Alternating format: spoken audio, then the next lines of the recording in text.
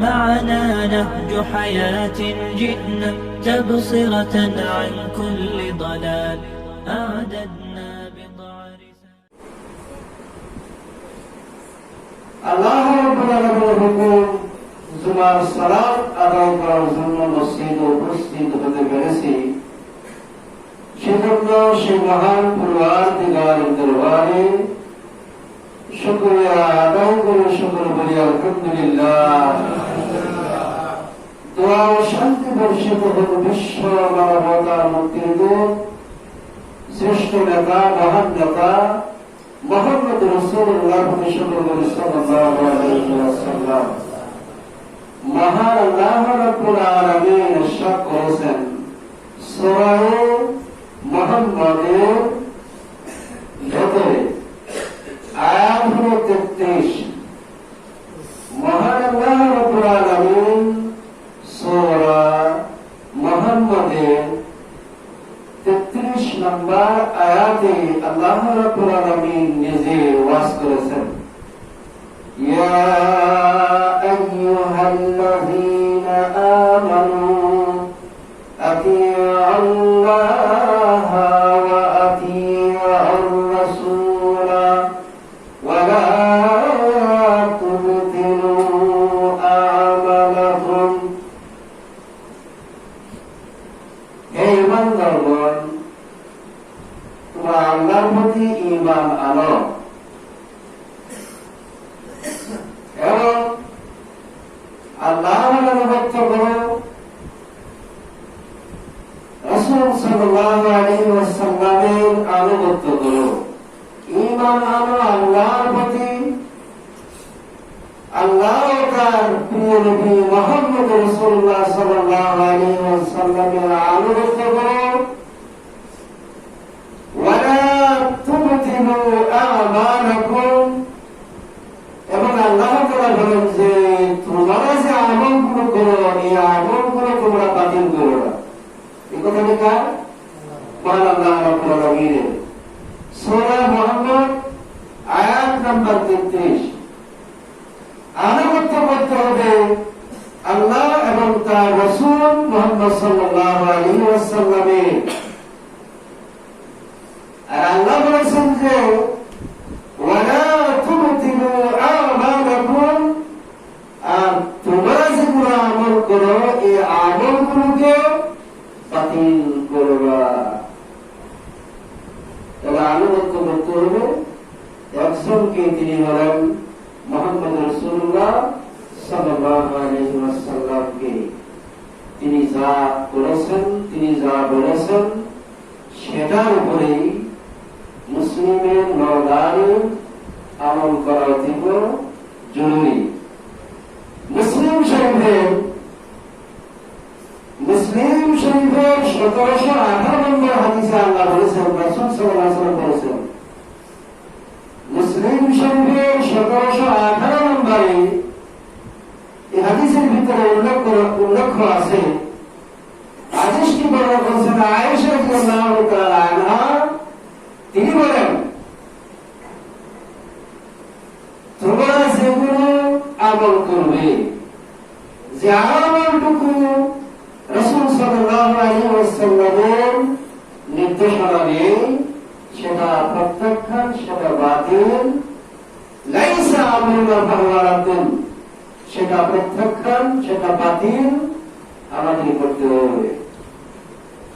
রাসূল সাল্লাল্লাহু আলাইহি ওয়াসাল্লাম যে আমল করেনি সে আমল যদি আমরা করি, ওয়ালা তুবতিলু আমালাকুম, আর তোমাদের আমলগুলো বাতিল হয়ে যাবে। তারা আমল করতে হবে রাসূল সাল্লাল্লাহু আলাইহি ওয়াসাল্লামের নির্দেশে, সেটার উপরে আল্লাহ আমল করতে বলেছেন।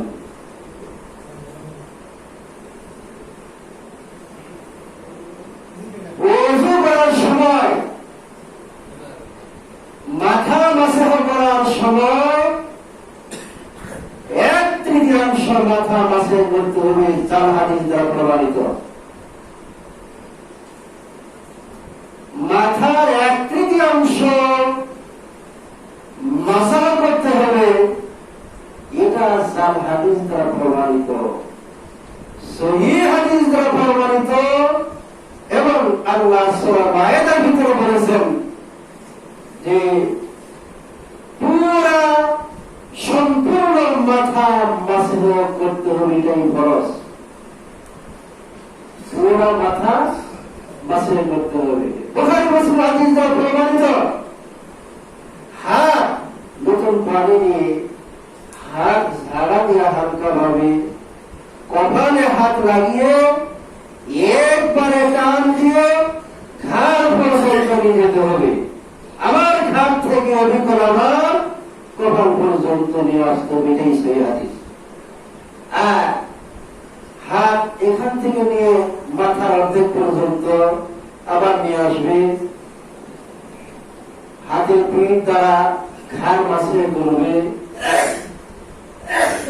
ইমাম মুসলিম রাহিমাহুল্লাহ, যিনি মুসলিম শরীফ লিখেছেন, তিনি বলেছেন যে ঘাড় মাসে করা হচ্ছে বিদআত। ওয়ালা তুবতিলু আমালাকুম, আল্লাহ তাআলা বলেছেন যে তোমাদের আমলগুলো বাতিল করো না, কারণ রাসূল সাল্লাল্লাহু আলাইহি ওয়াসাল্লাম ঘাড় মাসে করেননি। আমরা যদি ঘাড় মাসে করি তাহলে আমাদের আমল যেগুলো রয়েছে করেছি, ওয়ালা তুবতিলু আমালাকুম, আল্লাহ বলেছেন তোমাদের আমলগুলো বাতিল হয়ে যাবে। দেখেন হুজুর সাহেবরা, মুফতি সাহেবরা বলতেছেন যে ঘাড় মাসে করা মুস্তাহাব। মাদ্রাসা পড়ানো হয়, নুরানি মাদ্রাসাতে পড়ানো হয় যে ঘাড় মাসে করা মুস্তাহাব। নরক টাটকা মিথ্যা কথা, যাহা হাদিস দ্বারা প্রমাণিত নয়। রাসূল সাল্লাল্লাহু আলাইহি ওয়াসাল্লামের বাণী দ্বারা, কওল দ্বারা এবং হাদিস দ্বারা, সহিহ এবং যঈফ হাদিস দ্বারা প্রমাণিত নয় যে মুহাম্মদ রাসূলুল্লাহ সাল্লাল্লাহু আলাইহি ওয়াসাল্লাম মাথা মাসে করার পরে তিনি ঘাড় মাসে করেছেন, এই মর্মে কোন হাদিস নেই। তাহলে আমরা যে করি, তাহলে আমরা যে করলাম, আমরা যে করি এই কারণে আমরা ঘাড় মাসে করি, যাতে আমাদের আমল যেগুলো রয়েছে পরিবেশকে আমলগুলো বাতিল হয়ে যায়। কারণ আল্লাহ সূরা মুহাম্মদ 33 নম্বর আয়াতে বলেছেন, ওয়ালা তুবতিলু আমালাকুম, যে তোমাদের আমলগুলো বাতিল করো না। মুহাম্মদ সাল্লাল্লাহু আলাইহি ওয়াসাল্লাম নির্দেশে তোমরা সে আমলগুলো করো। আরেকটি হাদিস, ওযু শেষ করে আকাশের দিকে তাকিয়ে দোয়া পড়লে তোমাদের আগে এবং পিছের সমস্ত গুনাহগুলো মাফ হয়ে যাবে। এই যে আকাশের দিকে তাকিয়ে বলতে, এটাই যার কথা। ওযু শেষ করে দোয়া করতে হবে, হাদিস দ্বারা প্রমাণিত, কিন্তু আকাশের দিকে তাকিয়ে বলতে হবে, এটাই যার হাদিস। কোথায় দেখুন সন্দেহ করা হয়েছে আকাশের দিকে তাকিয়ে, আকাশের দিকে তাকিয়ে, এই কথাটাই যার কথা। এই কথাটাই হলো মানুষের তৈরি, মানুষের বানোয়াট হাদিস।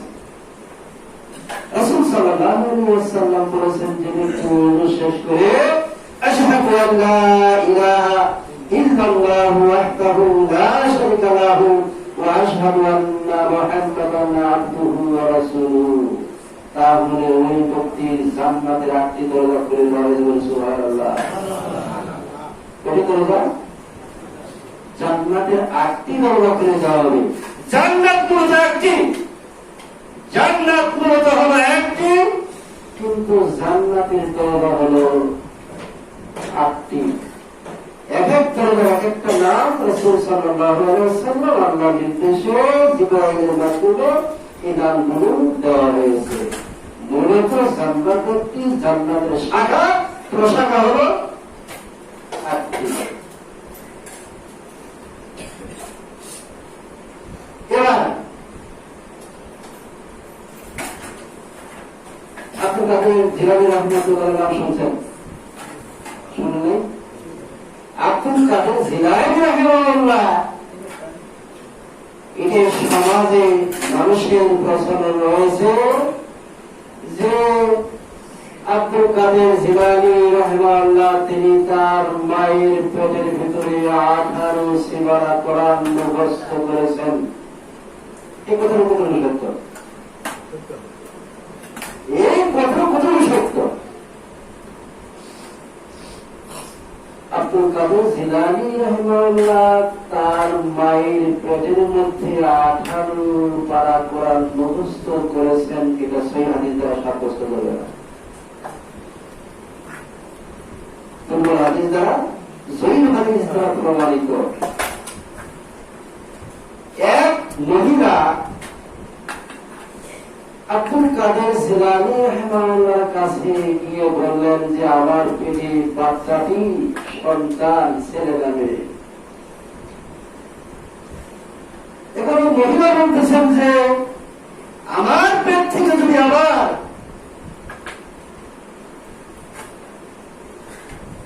সন্তান ভূমিষ্ঠ হয়, সেই সন্তানটা যদি মেয়ে সন্তান হয় তাহলে আমার স্বামী আমাকে তালাক দেবে, আমাকে রাখবে না, আমাকে মেরে ফেলে দেবে।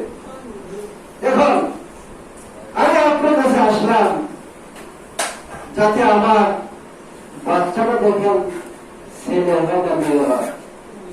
আব্দুল কাদের জিলানী রাহিমাহুল্লাহ বললেন যে তোমার পেটে তো একটা বাচ্চা সন্তান এসে গেছে, সেটা কিন্তু মেয়ের সন্তান।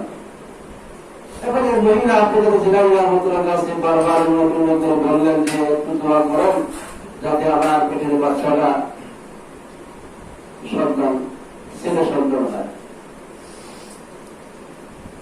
আব্দুল কাদের জিলানী রাহিমাহুল্লাহ দোয়া করলেন যে তোমার পেটের বাচ্চাদের সন্তান আছে সেটা যেন ছেলে সন্তান হয়। এই মহিলারা বিশ্বাস তার কাছে আর আসতেছে না।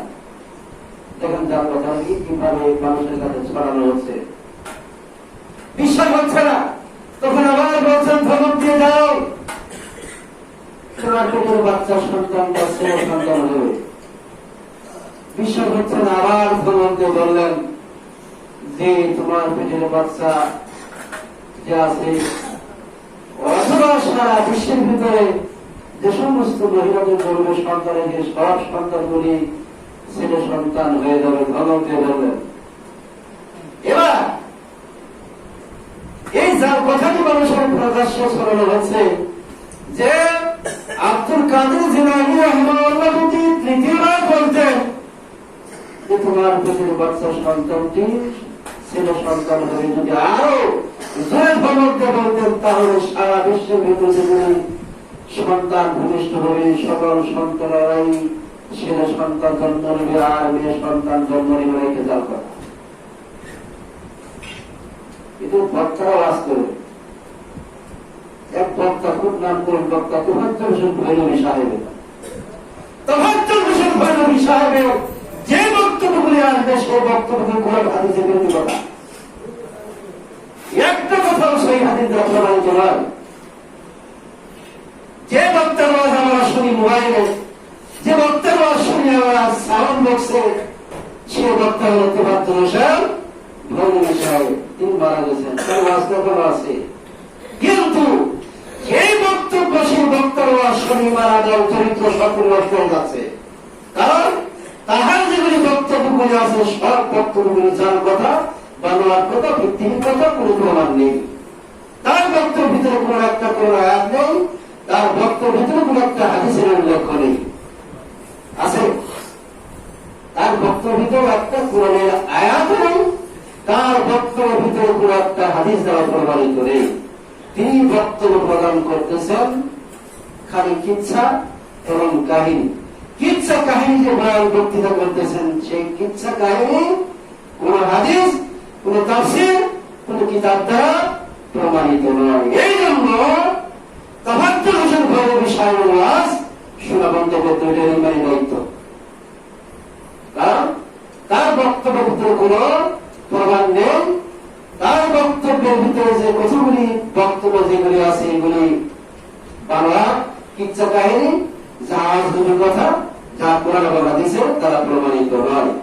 এই জন্য এই বক্তব্য শোনা বা তারা ইমানি দায়িত্ব। এজন্য আসুন প্রচলন রয়েছে, এই চার কথাগুলো প্রমাণ সহকারে জিজ্ঞাসা করে নিতে হবে।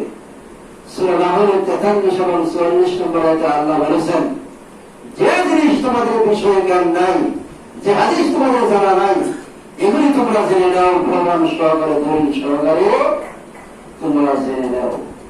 আচ্ছা, আপনি একটা জমি কিনবেন, কিনুন না জমি? জমি কিনেন না আপনারা? জমি যখন আপনি কিনতে যান, এই জমিনের দলিল ঠিক আছে কিনা, এই জমিনের ভূমি নম্বর ঠিক আছে কিনা, এই জমিনের দান নম্বর, সিয়াসন ইত্যাদি ইত্যাদি ইত্যাদি ঠিক আছে কিনা, এটা দেখেন যে জমিনটা যে তার আছে, এই জমিনটা তার টিকে কিনা। যদি তার টিকে, তাহলে আমি দলিল করবো, সে দলিলটা আবার টিকবে। একটা জমি কেনার জন্য আপনি কত কিছু কাগজ দেখলেন, কি বলেন? একটা জমি কেনার জন্য কত কিছু কাগজ দেখলেন, প্রমাণ দেখলেন, দলিল দেখলেন, প্রমাণ দেখে তারপরে আপনি জমিন কিনলেন। একটা জমিন কেনার জন্য কত প্রমাণ দেখলেন। আর একটা আমল করবেন, এই আমল দলিল জিজ্ঞাসা করতে হবে, প্রমাণ দেখতে হবে, দলিল দেখতে হবে যে দলিলটা কোরআন এবং হাদিসের টিকে কিনা। যদি টিকে, তাহলে সে আমার আমলটা আল্লাহ রাব্বুল আলামিন গ্রহণ করবেন। জমিন যেরকম যদি দলিল যদি না থাকে, তাহলে সেই জমিন কিনলে সেটা ইনভিল হয়ে যাবে, জমিন টিকবে না। তদ্রুপ একটা আপনি আমল করবেন, এই আমলটা আপনাকে দেখতে হবে, প্রমাণ দেখতে হবে, দলিল দেখতে হবে যে প্রমাণটা দলিল ভিত্তিক আছে কিনা। যদি থাকে, তাহলে সেটা আপনার আমলটা টিকবে। যদি দলিল না থাকে, তাহলে সেটা আপনার আমলটা কি হবে? টিকবে না। নাভির নিচে হাত পাততে হবে, প্রমাণের 4টি জোর হাদিস আছে। কটা হাদিস আছে? নাভির নিচে হাত পাততে হবে। এ সম্পর্কে 4টি হাদিস দ্বারা প্রমাণিত। সে হাদিস গুলো হল জয়ীফ হাদিস দ্বারা প্রমাণিত, দুর্বল হাদিস দ্বারা প্রমাণিত। তাহলে হাত কোথায় বাঁধতে হবে? সহিহ বুখারী হাত বাঁধা সম্পর্কে একটা অধ্যায় নিয়ে এসেছেন। তিনি সেখানে অনুবাদ বলেছেন যে হাত বাহুর উপরে বাহু রাখতে হবে। বাহুটা কোন জিনিস?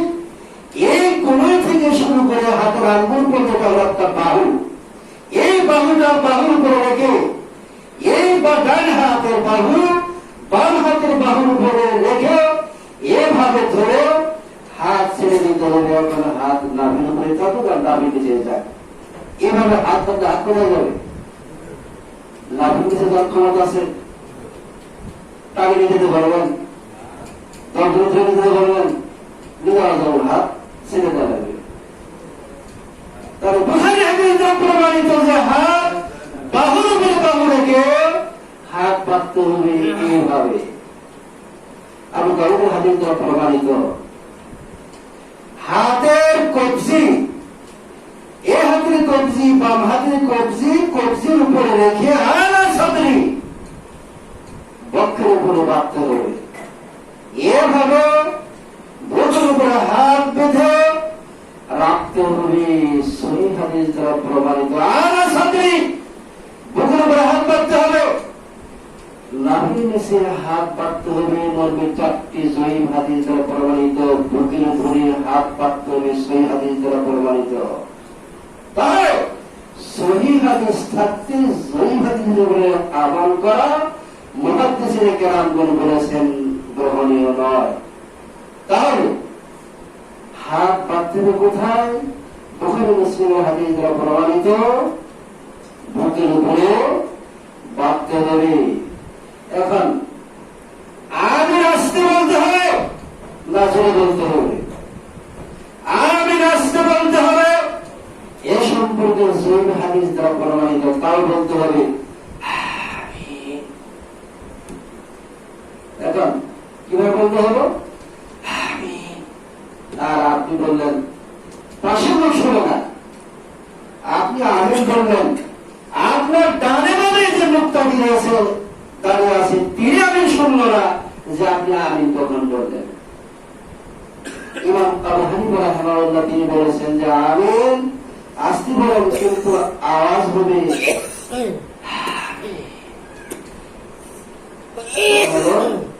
জহির হাদিস দ্বারা প্রমাণিত, বুখারী মুসলিম আবু দাউদ তিরমিজি নাসাঈ ইবনে মাজাহ হাদিস দ্বারা প্রমাণিত।